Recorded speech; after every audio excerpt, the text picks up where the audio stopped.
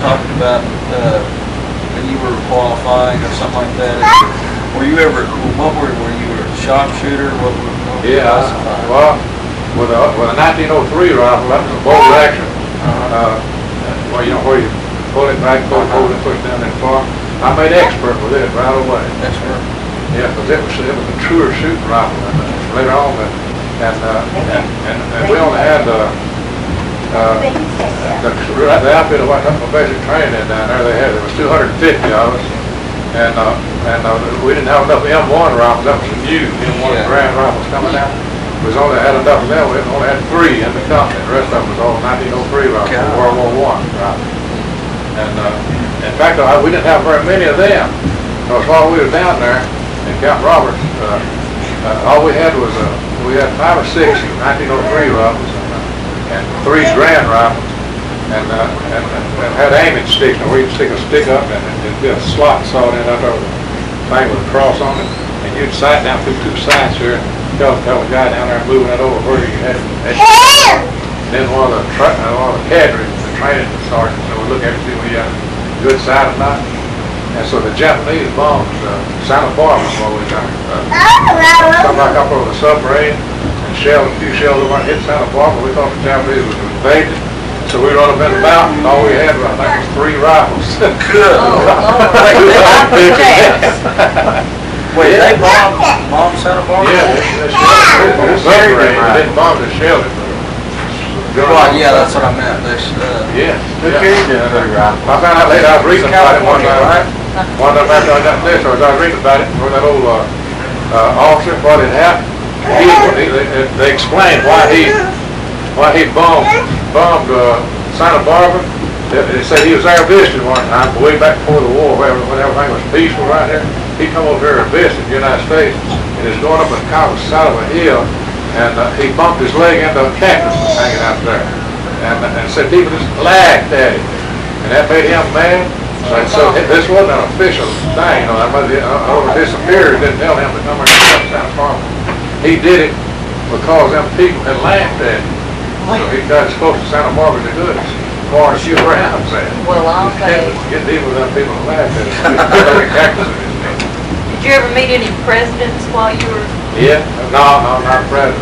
I met a guy that was a president, later became president, Eisenhower, and he said it was there in Bodmin, England. That's the name of that town in England where we looked at Bodmin, England, and it's right down in the southwest corner. And so we was bunched up down one time with old Pat, and Eisenhower come up and we was down behind the Royal Bank. The whole regiment was down there, about 3,000 or 4,000 troops, and this time on this bank talking to us. Eisenhower, he made a speech, and then old Pat got up there and made a speech. But see, we later was in the 3rd Army. Put that candle up. And Pat said, you throw them down little trenching tools away with that little shovel and thing we carry on our pack, to dig in with. The American Army moves too fast nowadays to dig in. And I started throwing mine away, and I said, I'm going to try to as light as I can. And one of my buddies told me, you better hang on that now. I don't pay attention to what them do. Because they're way back in the rear. They don't have to dig in, so you've been on the front line. So you'll be doing some digging up there. And later on, after I got in combat, I been trying the other night. I remembered, after we fought for about 2 days, and it kind of settled down there for a while. And I could remember every hole I dug, every place it was at, and I could count 19 slip trenches I dug in that 2 days. That's a hole was 6.5 feet long, 2.5 feet wide, about 2.5 feet deep. Or you'll dig as long as you stay there. You can fall on down just really but normally it's 2.5 feet deep. I dug 19 of them in 2 days. That's all I got over, so we didn't have to dig in. The American Army pushed too fast. Oh, God. But Eisenhower said something to you, didn't he? Well, that was old what's it called, blood and guts. Pat, that was Pat. Didn't Eisenhower say something about your well, later gun? on there, after they got through talking up there, they calmed down and started going through the ranks.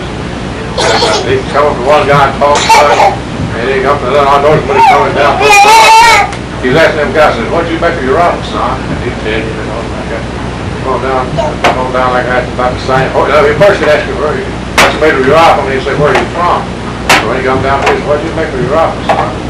And I said, And I used to, no, wait a minute, he said, where you from, son? I said, from Tennessee.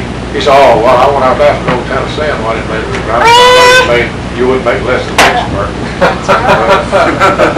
But I did make an expert with all three, 1903. But with that new Duran M1, I never could make a buck marksman. I never could make an expert with it. Why do you think that, Daddy? It was, well, hardly any of them did, because, see, M1 was all solid. You just put that round in there and you push that bolt right down. Well, wouldn't be the point when you're fighting to be able to hit something and go on Oh, yeah, well, you with the can hit old? something, but that, just hitting a man out there is a lot different than hitting a target 4,000 or 5,000. Well, yeah, but I'm saying though, But anyway, the reason I couldn't hit as good with it as on the range as I did that is when I started tagging. You see, all three, you cock it back, push it down, it was cocked. You just shoot it.